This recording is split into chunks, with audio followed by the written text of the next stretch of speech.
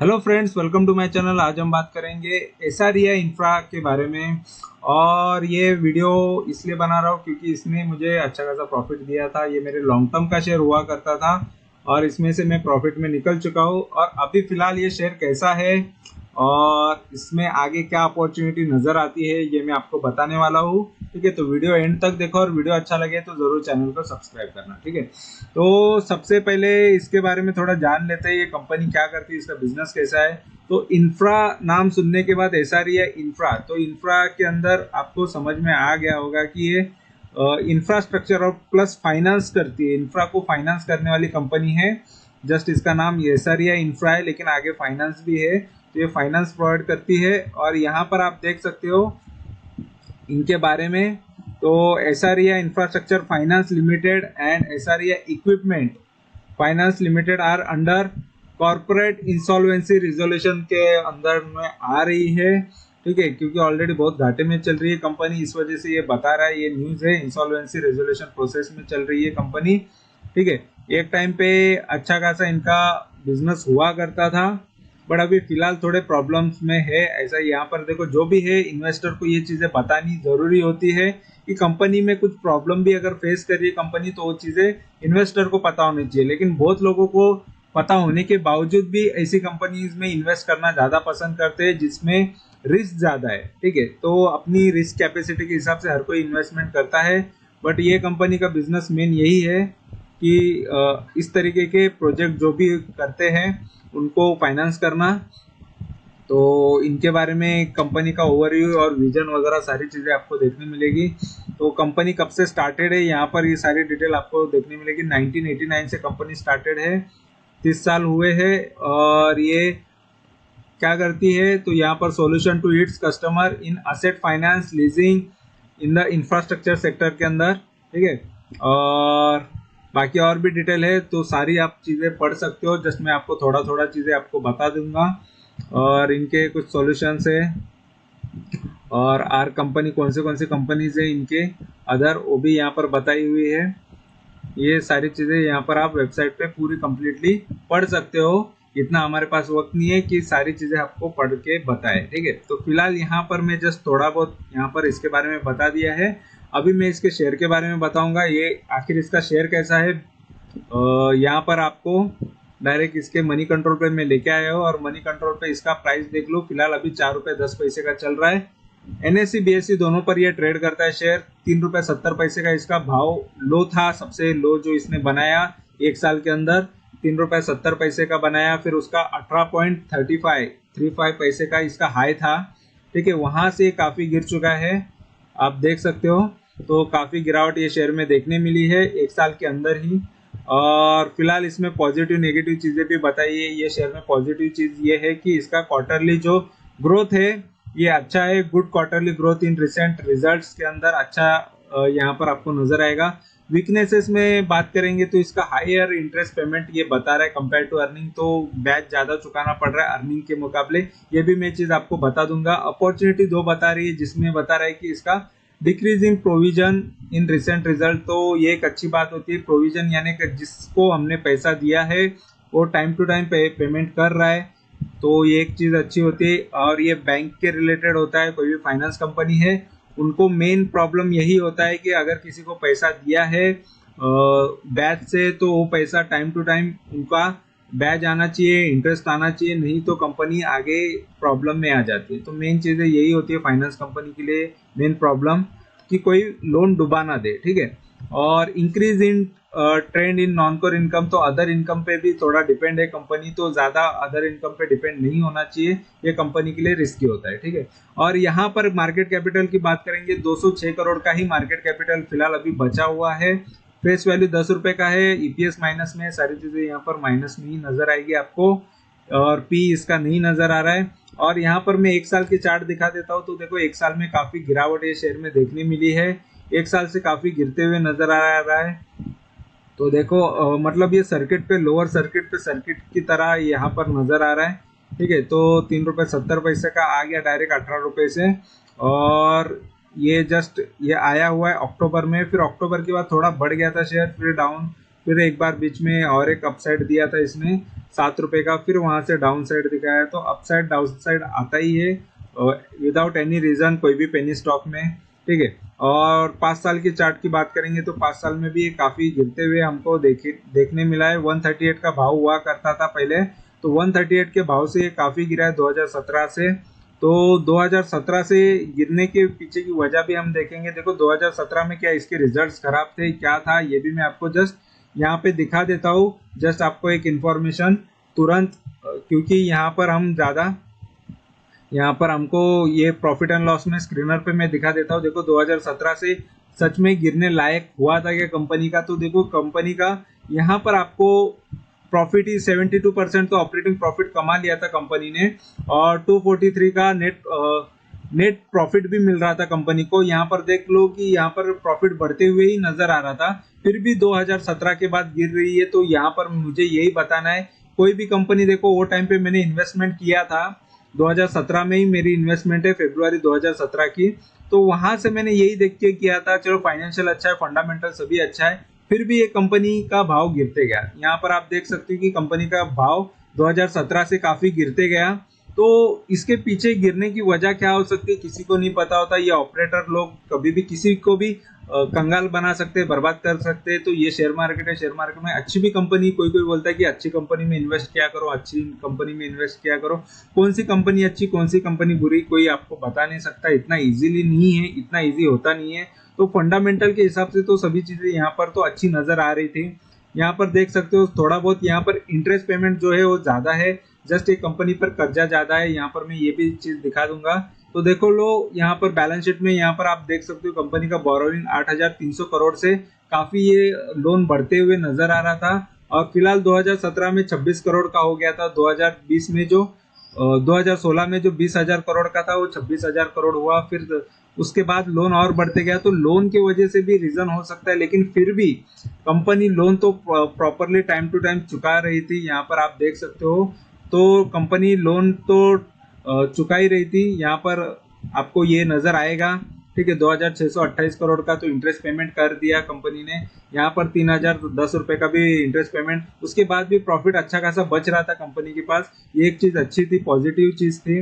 But फिर भी यहाँ से आपको डाउन साइड देखने मिला है, जैसे हम यहाँ पर देख रहे हैं कि डाउन साइड ही देखने मिला है। तो किसी को नहीं पता होता है कि अच्छे शेयर के साथ भी क्या बुरा हो सकता है। कितना भी कोई लोग स्मार्टली बोल सके कि यार अच्छे शेयर्स में इन्वेस्ट किया करो, अच्छा स्टॉक पकड़ो, अच्छे लो, फंडामेंटल देखो, सभी चीज देखो, तो सारी चीजें देखने के बाद भी मैं यहाँ पर बताना चाहूंगा ये शेयर ने काफी मुझे लॉस दिया था। मेरी इन्वेस्टमेंट कब से थी ये भी मैं आपको बता दूंगा, ठीक है। तो मैंने इन्वेस्ट फरवरी से किया था, मेरा प्राइस क्या था ये भी मैं आपको दिखा दूंगा कि कौन से प्राइस पे मैंने इन्वेस्ट किया था, उसके बाद उसका क्या हाल हुआ, कितना बुरा हाल हुआ, ये सारी चीजें मैं बता रहा हूँ आपको, ठीक है। तो इस तरीके के दिन भी आ जाते, कितने भी अच्छे शेयर्स लो, कितने भी खराब शेयर लो, तो मार्केट है, मार्केट आपको एक दिन खराब मतलब वो उसके हिसाब से चलेगा और वो दिखा देगा कि मार्केट में इतना इजी नहीं है सरवाइव करना। बहुत लोगों को लगता है कि काफी इजी है।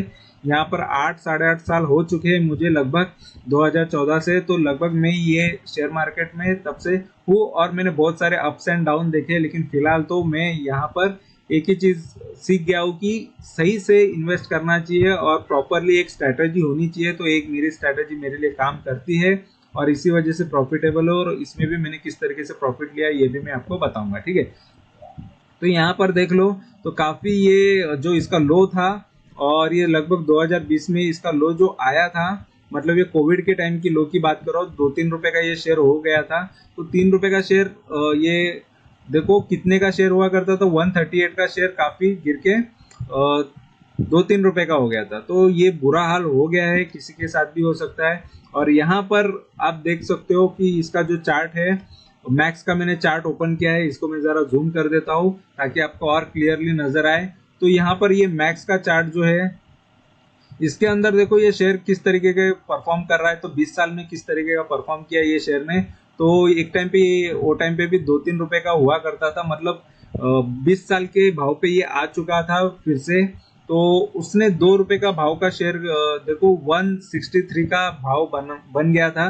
2 रुपए का शेयर 163 बन जाता है, लेकिन 2008 के बाद काफी गिरावट, मतलब ये 2008 में मंदी आई थी, उसके वजह से काफी गिरावट ये शेयर में देखने मिली थी। ठीक है, तो 2009 के बाद ये शेयर काफी फिर से बढ़ने लगा। तो ये लो कितने का आया था ये भी देख लो, 12 रुपए का हो गया था। 160 का 163 का भाव का शेयर 12 रुपए बन जाता है। देखो इस तरीके का ये शेयर मार्केट है, इतना इजी नहीं है। और यहाँ से फिर बाद में देख लो ये शेयर जो है 12 रुपए से ये लगभग 79 रुपीज का हाई मारा, फिर से डाउन आया। ठीक है, फिर से डाउन इसने मारा, लगभग 25 रुपए 18 रुपए के भाव पे हाई लो मारा, फिर से एक हाई मारा इसने, लगभग इसने 138 का हाई बना के फिर से ये जमीन को टच कर गया। ठीक है, तो जो इसका पुराना भाव था वहां पर ये फिर से आ गया था। तो यही जर्नी है, यही लोगों को नहीं समझ में आता है किस तरीके से किसी शेयर से प्रॉफिट निकाला जा सकता है। देखो तो मेरे को ये चीज समझ में आ गई, क्योंकि मैंने इसमें इन्वेस्ट कब किया था मैं बता देता हूँ। यहाँ पर 2017 का फरवरी का मैं यहाँ पर डेट बता देता हूँ, और मेरा प्राइस 95 के आसपास था। ठीक है, तो 95 के भाव के आसपास मैंने ये शेयर में एंट्री की थी फरवरी में। ठीक है, ये फरवरी का चार्ट है, और यहाँ पर आप देख सकते हो, यहाँ पर आप प्राइस देख लेना। ठीक है, तो यहाँ पर मैंने इसमें 95 के भाव के आसपास मैंने इसमें एंट्री की, और उसके बाद ये शेयर काफी बढ़ते गया, और ये लगभग 138 का हो गया था। तो मुझे भी 45% या 40-45% के ऊपर अच्छा खासा रिटर्न ये दे रहा था। लेकिन क्या हो गया देख लो, मैंने इसको लॉन्ग टर्म के हिसाब से लेके रखा था। हर कोई कहता है कि यार अच्छे शेयर्स को लॉन्ग टर्म देखो, तभी 95 का शेयर था, तभी भी मुझे इसमें इतना अच्छा भरोसा था कि ये शेयर काफी अच्छे रिटर्न्स देगा आगे फ्यूचर में। तो 400-500 की उम्मीद है, तो हर कोई लगाता है लॉन्ग टर्म में 5 गुना 6 गुना। तो इस हिसाब से मैंने भी वो शेयर में इन्वेस्ट किया। देखो कोई इसमें कोई बुराई तो नहीं थी वो टाइम पे जब मैंने इसमें इन्वेस्ट किया। मैंने तो आपको यहाँ पर रिजल्ट्स भी दिखाए 2017 में, अगर मैं देखो तो 2017 भी देख लो, 2018 भी देख लो, 2019 भी देख लो, रिजल्ट्स काफी अच्छे, नेट प्रॉफिट भी अच्छा कंपनी का आ रहा था। फिर भी ये कंपनी ने मुझे कंटिन्यूसली फिर वो शेयर गिरते गया, और गिरते जाने की वजह से ये शेयर देखो कहाँ से कहाँ पहुंच गया। लेकिन मैंने क्या किया ये मैं आपको दिखा देता हूँ। तो मैंने ये शेयर में इन्वेस्टेड रहा, और 95 का शेयर मैंने फिर बाद में दोबारा 13 अप्रैल 2017 में एक बार फिर से थोड़ा शेयर्स ले लिए, 83 के भाव पे ले लिए, यानी थोड़ा गिर गया 95 से 83 के भाव पे मैंने इसको लगभग 13 अप्रैल 2017 में ले लिया। फरवरी के बाद डायरेक्ट अप्रैल में मैंने थोड़े शेयर्स खरीदे। ठीक है, क्योंकि गिरावट में थोड़े एवरेज करने की आदत बाद में मैंने लगा ली। ठीक है, तो ठीक है चलो वो टाइम पे ले लिया मैंने। फिर भी शेयर फिर मेरे को देखने मिलता है कि शेयर लगभग 55 के भाव पे आ गया। लगभग ये मैं 2018 में देखता हूँ, 5 सितंबर 2018 को मैं ये शेयर को देखता हूँ। तो यहाँ पर ये शेयर देखो फिर से रिवर्स आया ही नहीं, और ये शेयर बन गया लगभग 55 का ये शेयर तभी बन गया था। और वहां पर मैंने इसको फिर से एक बार बाय किया, और उसके बाद फिर ये शेयर लगभग 2018 में 8 अक्टूबर 2018 में वो 33 के भाव पे मैंने इसको खरीदा। 8 अक्टूबर 2018 में इसको मैंने 33 के भाव पे इसको फिर से एक बार खरीद लिया। फिर उसके बाद में 16 दिसंबर 2020 में इसको मैं खरीदता हूँ, 16 दिसंबर 2020। ठीक है, तो ये टाइम वो है जो जब मैं बहुत सारे शेयर्स को कंटिन्यूसली खरीदते जा रहा था, एक एक शेयर को मैं निकालते जा रहा था, क्योंकि मेजोरिटी शेयर्स मेरे काफी गिर गए थे। ठीक है, तो ये शेयर भी काफी गिर के देख लो 2-3 रुपए का ये हो गया था, यानी लगभग मेरा 95 का भाव का शेयर कितना हो गया था ये भी देख लो। तो 3-3.5 रुपए यहाँ पर आपको नजर आ रहा है। तो 95 के भाव का शेयर अगर 350 रुपया हो जाता है, तो ये भी मैं आपको बताना चाहूंगा कि उसका डाउन साइड मतलब कितना होता है। ठीक है, तो उसका डाउन साइड काफी लो हो गया था वो शेयर। यानी मैं अगर यहाँ पर कैलकुलेट भी आपको करके दिखाऊंगा। ठीक है, तो कैलकुलेट करके दिखाता हूँ, तो यहाँ पर लगभग ये 96% या 97% से 96% ही पकड़ लो। 95 का भाव का अगर हम देखेंगे तो 96% का यहाँ पर आपको डाउन साइड ये देखने मिलेगा। अगर आप कैलकुलेटर पे कैलकुलेशन करोगे तो 96% देख लो। अगर 95 से 96% अगर कोई शेयर गिरता है तो वो शेयर कितना हो जाता है। देखो किसी ने मुझे कहा था कि यार एवरेजिंग करना सही स्ट्रैटेजी नहीं होती है, लेकिन मैंने इसको कंटिन्यूसली बाय किया, और यहाँ पर रिजल्ट आपके सामने है कि ये शेयर में मैंने कंटिन्यूसली बाय करते गया दिसंबर से, और 6-7 रुपए के भाव से मैंने काफ़ी ज़्यादा शेयर्स खरीदते गया इसमें। और उसके बाद मैंने इसको 13 रुपए के भाव पे बेचा। तो 13 के भाव पे कब बेचा मैं ये बता देता हूँ, 17 जून 2021 में मैंने इसको 13 के भाव पे बेचा। यानी यहाँ पर आपको देखने मिल रहा है 17 जून को, यहाँ पर ये जून का चार्ट है, 18.35 हुआ है। तो देखो उसके बाद भी ये शेयर आगे कंटिन्यूस बढ़ा, लेकिन मैंने मेरा भाव जो मेरे को प्रॉफिट दिख रहा था वहां पर मैं निकल गया और मैंने इसमें से लगभग 21% का प्रॉफिट लिया। देखो 96% लॉस से 21% प्रॉफिट मेरे लिए काफी था, क्योंकि मेरे पास क्वांटिटी ज्यादा हो गई थी और मेरा मिनिमम एक टारगेट होता था कि यार मैं कम से कम तो 20-21% लूँ। ठीक है, तो मैं 21% इसमें से लेके निकला और उसके बाद ये मेरा प्रॉफिटेबल शेयर बन गया। देखो लॉन्ग टर्म का शेयर मैं अगर अभी भी रखता तो ये 4 रुपए के भाव पे होता, तो अभी भी मैं लॉस में ही दिखता। लेकिन टाइम आने पर देखो जब भी मौका मिलता है तभी निकल जाना चाहिए। तो मैं ये शेयर में से निकल गया और एवरेजिंग करना इसीलिए जरूरी मुझे लगा, क्योंकि कोई ना कोई एक टाइम आता है जब आपके लिए वो शेयर काफी बढ़ जाता है। देखो 3 रुपए का शेयर 18 रुपए होना ये मल्टीबैगर रिटर्न होता है अगर आप 3 के भाव पे लेते हो तो। ठीक है, 3-3.5 के भाव पे लेते हो तो 6 गुना हो जाता है शेयर। लेकिन यहाँ पर कोई ऑलरेडी यहाँ पर भाव पे इन्वेस्टेड है, उसके लिए वो मल्टीबैगर रिटर्न नहीं होता। तो यहाँ पर सही भाव पे सही टाइम पे एंट्री करना या ये तो ऑलरेडी रिस्की हो जाता है। 2020 के टाइम पे अगर हम बात करेंगे तो देखो 2020 में तो ये लॉस मेकिंग के आसपास जा रहा था। यहाँ पर आप देख सकते हो 2021 में भी लॉस मेकिंग के तरफ जा रहा था, फिर भी ये शेयर बढ़ रहा है। यहाँ पर देख लो ये 2021 में ही मैंने इसको बेचा, जून में जो 2021 है। तो देखो लॉस मेकिंग होते हुए भी लॉस कर रही है तब भी बढ़ रहा है शेयर। तो यहाँ पर कोई नहीं बोल सकता कौन सा शेयर क्या कैसे क्या कर सकता है। तो यहाँ पर 7,500 करोड़ का लॉस यहाँ पर कंपनी में दिख रहा है, फिर भी ये शेयर ने मुझे प्रॉफिट दे दिया। और लेकिन ऑलरेडी मुझे पहले लॉस दिया था, ये चीजें से निकलने के बाद मैंने इसमें से प्रॉफिट में निकला हूं। तो ये जरूरी होता है कि किसी भी शेयर में इन्वेस्ट करने से पहले आप 10 बार सोच लो, क्योंकि शेयर मार्केट में क्योंकि मैंने देखा है लोगों को 2-2 लाख 3-3 लाख 10-10 लाख 20-20 लाख भी एक ही शेयर में डाल के रख देते हैं। काफी गलत स्ट्रैटेजी उनकी होती है और मेरी स्ट्रैटेजी इस तरीके की काम नहीं करती। ऑलरेडी ये चीजें मैंने सीखी है लाइफ में, इस वजह से किसी भी शेयर में एक मिनिमम अमाउंट रहता है कि कम से कम इतना मैं डालूंगा, वो चाहे 10,000 रहेगा चाहे 20,000 रहेगा या किसी 5,000 रहेगा। तो हर एक शेयर का रिस्क के हिसाब से मैं डालता हूँ। फिर उसके बाद वो शेयर काफी गिर जाता है तो मैं और भी कुछ क्वांटिटीज खरीद लेता हूँ। ठीक है, तो एकदम से किसी भी अच्छे शेयर्स में एक आध बार में डाल सकता हूँ मैं 20-25 हजार 40,000 50,000 एक साथ में डाल दूंगा ज्यादा से ज्यादा।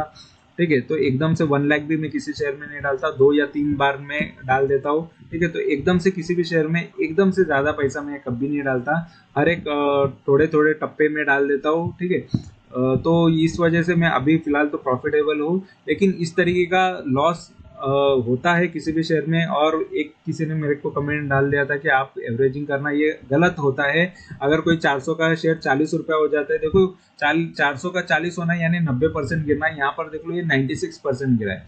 400 का शेयर 40 हो जाता है तो ये स्ट्रेटेजी गलत हो जाती है, कौन सा डाउन आएगा कौन सा अप आएगा नहीं। लेकिन अगर मैं यही शेयर के भाव के लिए वेट करूंगा, 400 ही रुपए के लिए वेट करूंगा, तो मेरी जिंदगी चली जाएगी, वो शेयर फिर से 400 नहीं आएगा। या मैं मेरी जिंदगी चली जाती यहाँ पर ये फिर से 100 रुपया भी नहीं आता, तो पूरी मतलब पूरा बर्बाद हो जाता। तो यहाँ पर एक मौका मिलता है हमको कि चलो यार वो शेयर को रिस्क लिया था हमने शेयर मार्केट में, तो फिर से एक बार एवरेज करो। देखो कंपनी तो डूबी नहीं, बर्बाद तो नहीं हुई, 2 साल 3 साल अभी हो गए फिर भी गिरावट के बाद, तो भी कंपनी तो बंद नहीं हुई है। कंपनी बंद हो जाती है तो इन्वेस्टर का पैसा चला जाता है। तो इसी वजह से मैं रिस्क लेता हूँ कि कंपनी जल्दी बंद ना हो, और बंद हो गई तो मेरा पूरा कंप्लीट नुकसान हो सकता है। नहीं तो मैं वो शेयर में से वो कंपनी में से प्रॉफिट लेके ही दिखाता हूँ।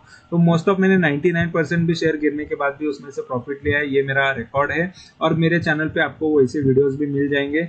तो यही चीज है कि आपको भी सही स्ट्रैटेजी आपके पास भी होनी चाहिए, लेकिन हर एक का अपना अपना रिस्क होता है, तो अपने अपने रिस्क के हिसाब से आप उसमें इन्वेस्ट कर सकते हो।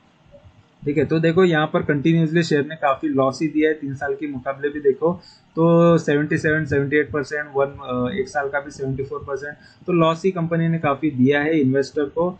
तो मर्जी अपनी होती है, आपकी मर्जी है कि कैसे किस शेयर में कितना इन्वेस्ट करना है, कैसा इन्वेस्ट करना है, कैपिटल आपका है। तो फिलहाल यहाँ पर सारी चीज़ें तो मैंने दिखा दी है।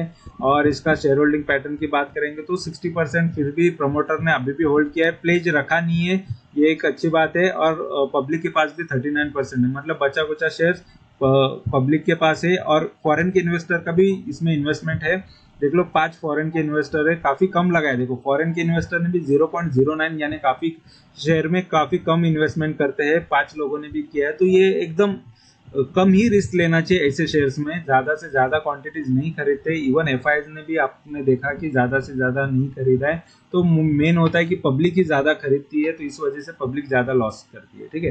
तो ये शेयर के बारे में जो भी मेरा जर्नी था, जो भी मेरा एक्सपीरियंस था, ये मैंने आपके साथ शेयर किया है। आपको वीडियो ये अच्छा लगा, इन्फॉर्मेशन अच्छी लगी है तो जरूर चैनल को सब्सक्राइब करो। इसी तरीके की जेन्युइन इन्फॉर्मेशन मैं मेरे चैनल पे दूंगा, जो मेरे एक्सपीरियंस है, जो मैंने शेयर में देखा है और जो मैंने कमाया है, या जो जिससे मैं प्रॉफिटेबल हो रहा हूँ। तो ये सारी स्ट्रैटेजी मैं आपके साथ शेयर कर रहा हूँ और आपको इसी तरीके का नॉलेज मैं देते रहूँगा कंटिन्यूसली। और मेरे जो पोर्टफोलियो में फिलहाल अभी शेयर है उसके बारे में भी मैंने वीडियोस डाले हुए हैं, और वो शेयर में से भी प्रॉफिट निकलते हुए आपको नजर आएगा। तो वीडियो अच्छा लगा है तो प्लीज़ चैनल को सब्सक्राइब करो, लाइक करो, कमेंट करो, दोस्तों के साथ शेयर करो। Thank you very much for watching my video. Thank you, bye bye.